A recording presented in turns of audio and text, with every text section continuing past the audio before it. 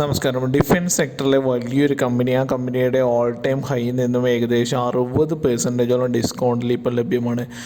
അപ്പോൾ ഈ കമ്പനി ഏറ്റവും ലേറ്റസ്റ്റ് ആയിട്ട് അവർ അമേരിക്കൻ കമ്പനിയുമായിട്ട് ഒരു ജോയിൻറ്റ് വെഞ്ചറിൽ ഏർപ്പെട്ടിരിക്കുകയാണ്. അപ്പോൾ ഈ കമ്പനിയുടെ ഫിനാൻഷ്യൽ കാര്യങ്ങൾ, പിന്നെ അതുപോലെ തന്നെ സെയിൽസ്, അതുപോലെ അവരുടെ പ്രോഡക്ട്സ്, അതുപോലെ തന്നെ ഷെയർ പ്രൈസസ് എന്തുകൊണ്ട് ഡൗൺ ആയി, ഇത്തരം കാര്യങ്ങൾ ഡിസ്കസ് ചെയ്യുന്നതാണ് ഇന്നത്തെ വീഡിയോയിൽ. കമ്പനിയുടെ പേര് മറ്റൊന്നുമല്ല, കമ്പനിയുടെ പേര് കൊച്ചിൻ ഷിപ്പ് യാർഡ് ലിമിറ്റഡ് എന്ന് പറഞ്ഞിട്ടുള്ള കമ്പനിയാണ്. നമുക്ക് എല്ലാവർക്കും അറിയുന്ന പോലെ തന്നെയുള്ള കമ്പനിയാണ്.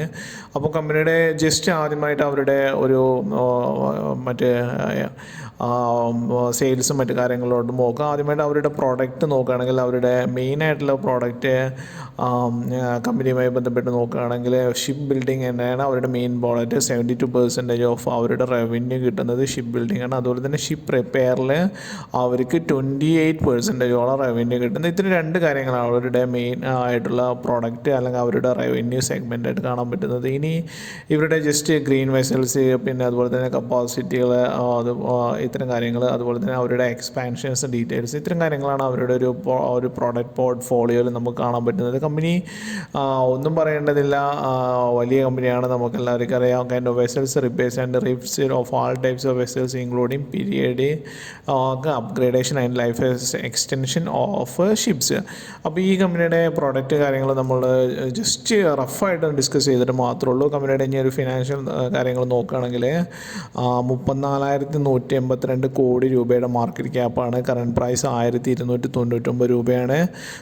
അതുപോലെ തന്നെ 2,979 രൂപയുടെ ഓൾ ടൈം ഹൈ നിന്നാണ് 1,299 രൂപയിലോട്ട് എത്തിയിരിക്കുന്നത്. അതായത് ഓൾമോസ്റ്റ് റഫ്ലി 60% ഡിസ്കൗണ്ട് ലഭ്യമാണ്. സ്റ്റോക്ക് PE 38% ആണ്.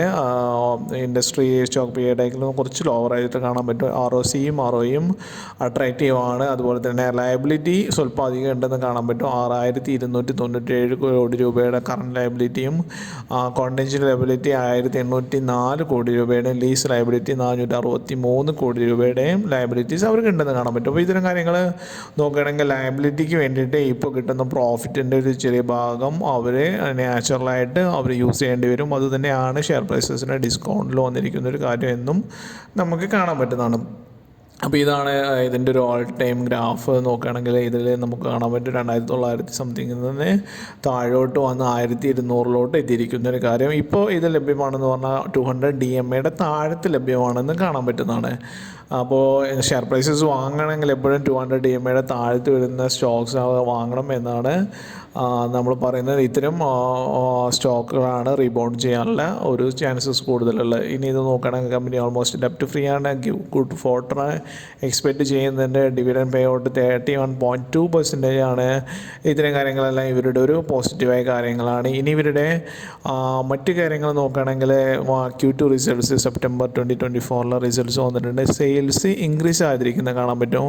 കഴിഞ്ഞ വർഷങ്ങളെ നോക്കുമ്പോൾ, കഴിഞ്ഞ ക്വാർട്ടറിൽ നോക്കുമ്പോൾ ജൂണിൽ അത് 710 മാർച്ചിൽ 1,225 ആയിരുന്നു. അതിലേറെ താഴ്ന്നിട്ടുണ്ടെങ്കിലും ലാസ്റ്റ് അവരൊരു ഇയർലി നോക്കുകയാണെങ്കിൽ September 2023 954 ആയിരുന്നു. ഇപ്പോൾ 1,097 കോടി രൂപയുടെ സെയിൽസ് ഇൻക്രീസ് ചെയ്തിട്ട് കാണാൻ പറ്റും. ഓപ്പറേറ്റിംഗ് പ്രോഫിറ്റ് മാർജിൻ ഡിക്രീസ് ചെയ്തിരിക്കുന്നത് കാണാൻ പറ്റും. 18% ആണ് ഇപ്പോൾ കിട്ടിയിരിക്കുന്നത്, സെപ്റ്റംബറിൽ കിട്ടിയിരിക്കുന്നത്. ജൂണിൽ അത് 26% ആയിരുന്നു, മാർച്ചിൽ അത് 23% ആയിരുന്നു, ഡിസംബർ 2023 30% ആയിരുന്നു. അപ്പോൾ ഗ്രാജുവലായിട്ട് ഓപ്പറേറ്റിംഗ് പ്രോഫിറ്റ് മാർജിൻസ് കൂടിയിട്ടുണ്ട്. അതോടൊപ്പം തന്നെ ഓപ്പറേറ്റിംഗ് പ്രോഫിറ്റ് മാർജിൻ കൂടുമ്പോൾ ഒബ്വിയസ്ലി അത് നെറ്റ് പ്രോഫിറ്റ് ഡിക്രീസ് ആവും. മറ്റ് കാര്യങ്ങൾ ലയബിലിറ്റി എല്ലാം ഉണ്ടാകുമ്പോൾ ആ ഒരു ലയബിലിറ്റി അടച്ചു തീർക്കാനും മറ്റു കാര്യങ്ങൾക്ക് വേണ്ടിയിട്ട് പ്രോഫിറ്റ് ഇത് ചെയ്യേണ്ടി വരും. അപ്പോൾ ഇത്തരം കാര്യങ്ങളൊക്കെ തന്നെയാണ് അവരുടെ ഷെയർ പ്രൈസസ് കുറയാനുള്ള കാര്യങ്ങളായിട്ട് കാണുന്നത്. ഇനി പ്രോഫിറ്റ് ആൻഡ് ലോസ് നമ്മൾ ഇയർലി ബേസിസ് നോക്കുമ്പോഴും നെറ്റ് പ്രോഫിറ്റ് അത്യാവശ്യം കുറഞ്ഞതായിട്ടും നമുക്ക് കാണാൻ പറ്റുന്നതാണ്.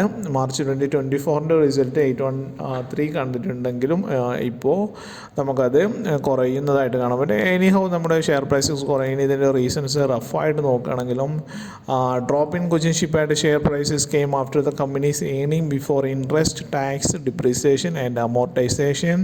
Margins squeezed 160 basic points to 17.3% in the September quarter of financial year 2025 from 18.9% in the same quarter in 2024.